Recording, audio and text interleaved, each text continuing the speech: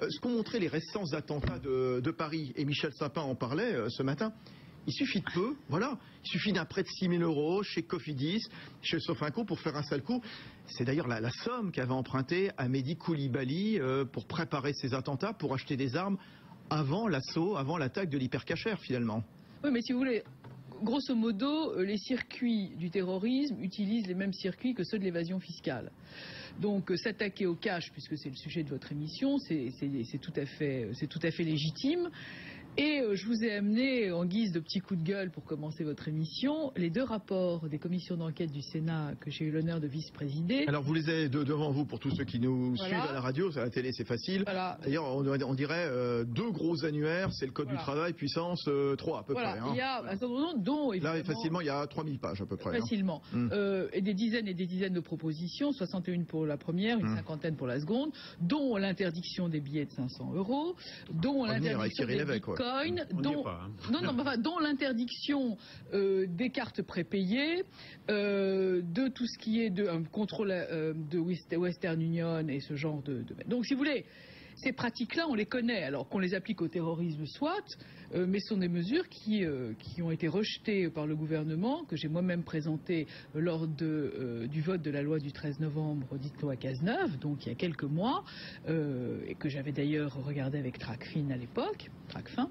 Voilà, donc si vous voulez, c'est connu. Je veux dire, c'est connu. Le ministre évoquait ce matin un terrorisme à bas coût. C'est vrai quand on voit Koulibaly qui va chez l'un des 2 organismes de crédit à la consommation chercher 6 000 € comme si on allait acheter une télé, une voiture, une moto, etc. Enfin, ça a l'air très très simple finalement de préparer, de commettre un attentat. Il faut assez peu d'argent finalement. Mais d'abord faut de la volonté, et ensuite il faut assez peu d'argent. Ensuite il faut assez peu d'argent, et ensuite vous pouvez pas imaginer que l'organisme de crédit Cofinoga, CTLM ou quoi que ce soit, imagine que vous allez préparer quelque chose, parce qu'encore une fois il y a tout ce mécanisme de non-transparence, ou plutôt de transparence, c'est-à-dire que les gens vivent absolument normalement, ils achètent une voiture puis ils la revendent. Je veux dire, c'est comme ça que ça se passe. Les organismes sont assez peu regardants finalement.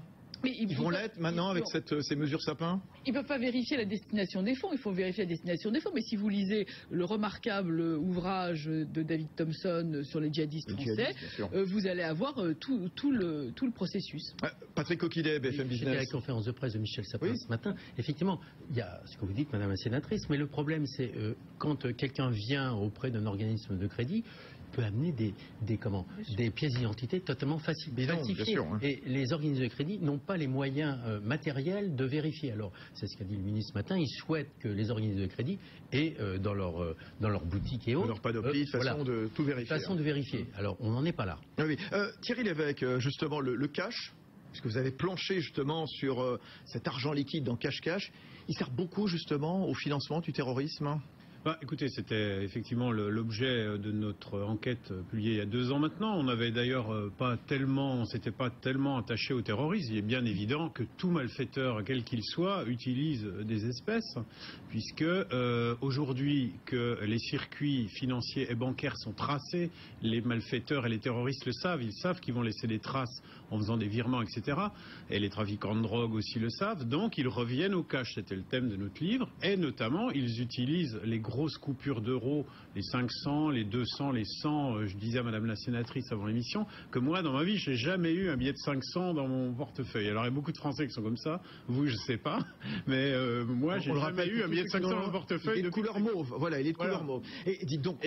donc, ça, c'est pas supprimé. On le remarque. Et pourtant, c'était demandé à la Banque Centrale Européenne par des députés européens, encore il y a un an, par des parlementaires français. Et il n'est pas supprimé, alors qu'il sert qu'à ces gens-là. Alors, qui s'en sert à part ces gens-là? Alors, ce que vous voulez dire, par contre, Thierry Lévesque, c'est le billet de 500 €, le fameux billet mauve, c'est l'arme, quand on manipule du cash, quand on utilise du cash à des fins criminelles, c'est l'arme par excellence, c'est ça? C'est l'arme fatale, pourquoi? Parce que c'est la plus grosse coupure au monde après le billet de 1000 francs suisses. Le billet de 500 $, il faut le savoir, a été supprimé il y a plus de 40 ans. en raison de pour cette même raison. Et on peut transporter des sommes très importantes dans des très petits volumes. Je crois qu'on disait dans le livre, 1 million d'euros, c'est une brique de lait. Alors que 1 million en livres sterling, c'est une valise. Donc, c'est tout simplement mécanique. Et donc, le transport du liquide pour des activités terroristes, pour commettre des attentats, mais pour tous les autres usages, c'est fondamental. Donc, cette histoire de grosse coupure est très importante. On le surnomme comment, ce billet de 500 euros? On l'appelait, enfin, les services secrets britanniques l'ont appelé le Ben Laden, parce qu'on en parle toujours, on le voit jamais. Et d'ailleurs, il y a une étude britannique qui a montré que plus de 80% de la circulation de ces coupures de 500 euros est liée à la fraude, est liée à la criminalité, à tel point que le Royaume-Uni l'interdit. D'ailleurs, il est interdit purement et simplement au Royaume-Uni. Il faut savoir que sur les 1000 milliards d'euros en circulation en billets, un tiers sont en billets de 500 et la moitié sont en grosses coupures en 100, 200 et 500.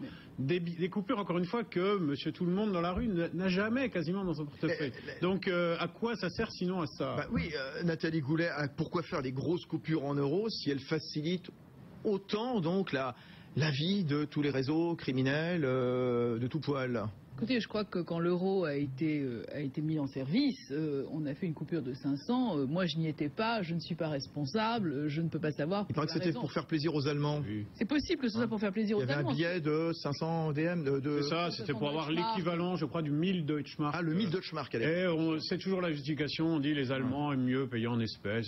Oui. C'est vrai. Alors, enfin, ça ne justifie pas, évidemment, qu'il y ait 300 milliards d'euros en circulation en billets de 500. Je voudrais revenir une seconde sur ce disait Patrick Coquidet, oui. Tout à fait, sur le problème du contrôle des organismes de crédit. On va quand même se retrouver dans une difficulté sérieuse et qui est la même pour la fraude fiscale et pour le terrorisme. C'est-à-dire comment croiser les informations. Et là, vous avez tombé sur la loi de 78 et sur la CNIL. Et pour commencer à croiser les fichiers d'information, franchement, il va falloir modifier la loi. Mais c'est valable pour beaucoup de secteurs d'activité. On est trop prisonniers de règlements divers et variés, justement. Alors, au nom de la protection des libertés. Et ce qu'on peut parfaitement comprendre, bien entendu, ce qui est sain quelque part, mais quelque part, ça se retourne contre nous, Nathalie Goulet ? Ça se retourne contre nous forcément, mais encore une fois, la CNIL, c'est la garantie des libertés, et personne ne veut ici instaurer un Patriot Act à la française, etc. Mais il va quand même falloir ajuster un tout petit peu les outils, parce que les gens que nous devons combattre sont tous, sauf des démocrates et des républicains. Donc il va quand même falloir s'armer un tout petit peu, compte tenu de ça. Et puis il y a aussi le problème des ventes d'armes, il y a aussi le problème des trafics dans les banlieues et ailleurs, et tout ça doit être un tout petit peu connecté. Encore une fois, le cash est un outil, c'est pas le seul outil. Voilà. Malheureusement, ce serait tellement simple. C'est pas le seul outil. Encore une fois, les billets d'avion en espèces, il faut régler aussi la question, les visas en espèces. Ce qu'il faut chercher, c'est la traçabilité. Traçabilité, oui.